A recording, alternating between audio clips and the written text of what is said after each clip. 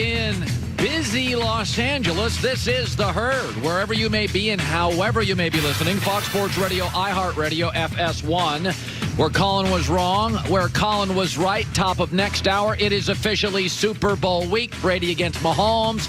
Get to that in about 5-6 minutes. Joy Taylor is joining me. We got big NFL franchise moves here. Incredible. I mean, just on a Saturday night? That's what we're doing now?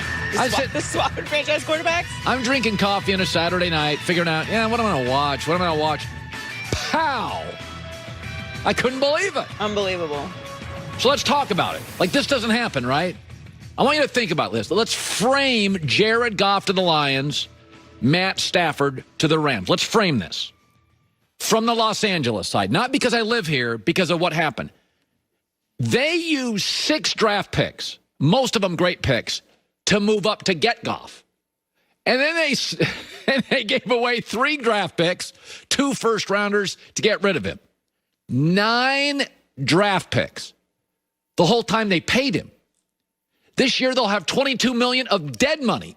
In fact, Jared Goff is a larger cap hit to the Rams this year than their starting quarterback, Matt Stafford. And you ask, what the hell are they doing? This is about Sean McVay. That tells you how much confidence and how much belief Stan Kroenke, the owner, and Les Snead, to a lesser degree, have in Sean McVay. You do not do this unless you've got what you believe is the next Bill Walsh. You do not surrender 9 picks, pay a guy a fortune, and take a $22 million cap hit for a guy that's in another uniform. This is about McVay, the belief in the building. We got the right guy. We built a good roster. The quarterback just doesn't work. And I'm going to give you the day. I'm going to give you the day it happened.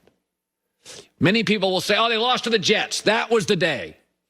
Remember the loss to the Dolphins? Miami had 8 first downs, and they still beat them because Goff had, as you recall, 4 turnovers. No. Everything closer to home is more personal. You lose to the Jets, you don't talk about them. You're not in the same division. You lose to the Dolphins, they're down in, it's a 5-hour flight away. I've always said this, when your brother lives next to you and he gets a new car every year, that stings. Who lives next to Sean McVay and the Rams?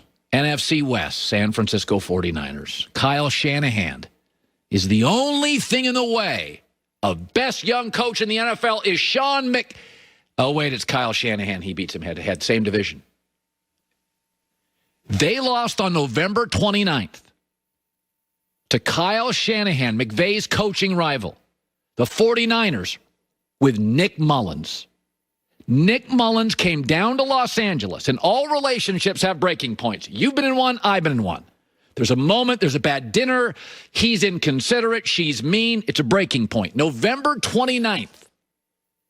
Nick Mullins and Kyle Shanahan beat Jared Goff and the Rams because Goff has 2 picks and a fumble.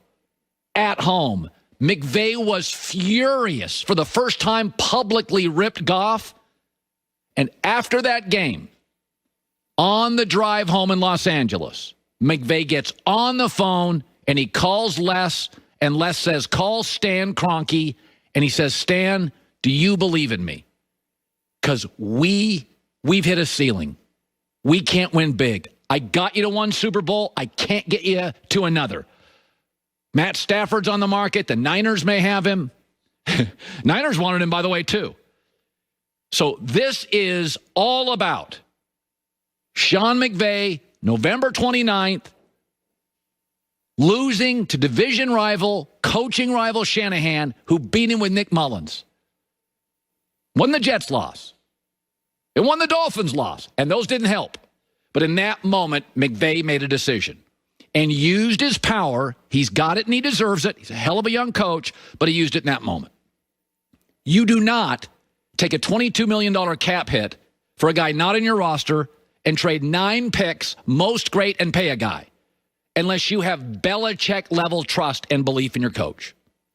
The second part of this, of course, is Matt Stafford. Oh, he is wildly talented. I'm over it. You got to win more games. Arm, yes. Athlete, pretty good. Here's the key. and I'm a little cynical, the one time in his career he's had a top 10 defense, he went 11-5. He now has a top 2 defense, and Cam Akers, and good receivers, and a good coach. It's time for Matt Stafford to deliver. I heard forever Tracy McGrady was amazing. It's the next MJ. Yeah, MJ won. And MJ didn't know to have the right coach and the right teammates. It's time for Matt Stafford to deliver. Am I a little cynical? Yeah. Do I think he's better than Goff? Yeah, better athlete, better arm, no question. But here's a big part of this. When the LA Rams made this move, the odds on Fox Bet went from 18-1 to 13-1 to win the Super Bowl. And more importantly, because this is more realistic, the Rams went from 3rd place in their division to 1st place odds in their division. It was a belief in McVay and a feeling they'd hit a ceiling. And now, Matt Stafford, I'm rooting for you. I think you'll be better, but prove me wrong. I've been hearing about your talent for years. Okay, so this morning I am driving to work after, your typical restless night's sleep. I cannot sleep. And Brady and Mahomes is the Super Bowl. And I'm thinking to myself, this is, Tony Romo has a quote here. This is going to be LeBron facing Michael and Jack Nicklaus against bad football teams. They had their moments, right, but they were often just under the radar bad, off the radar bad, and now he'll be more on the radar at SoFi. Oh, yeah. In Hollywood. Yeah. Hollywood will make him a much bigger star than Detroit could. That's just me. Yeah. Well, Skip, if he could have won, because sometimes your talent can supersede even the team. Look at Barry. Barry teams were terrible, but we still believe he's one of the greatest. And what did he do?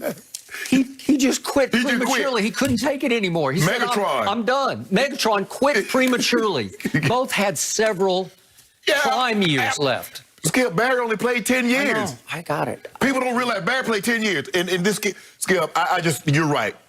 His arm talent is second to none. He doesn't have to take a back seat to anybody when it comes to arm talent, because I saw him throw a touchdown, a no-look touchdown against the Tennessee Titans. He's looking over here, and he throws the ball between like 3 defenders at the back of the end zone, and his guys catch it. I'm like, how would you even know to throw it that kind of, to throw it in front, throw it between, and the guy catches it? So I'm not debating anything about his ability. Okay. Skip, I believe he's going to be in the MVP discussion in this offense, because I know what the West Coast offense can do to guys. And he's going to be in that discussion. Okay. But would you also agree he'll be surrounded by the best team he's ever played with and in the middle of, right? It'll be the best team he's ever had. Top to bottom.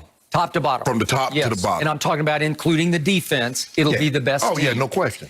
It could be the best offensive coaching he's ever had. Oh, that's easy. Is very good at what he does, right? Skip, I gave it a C, but would I have done the deal? Hell yeah. Okay.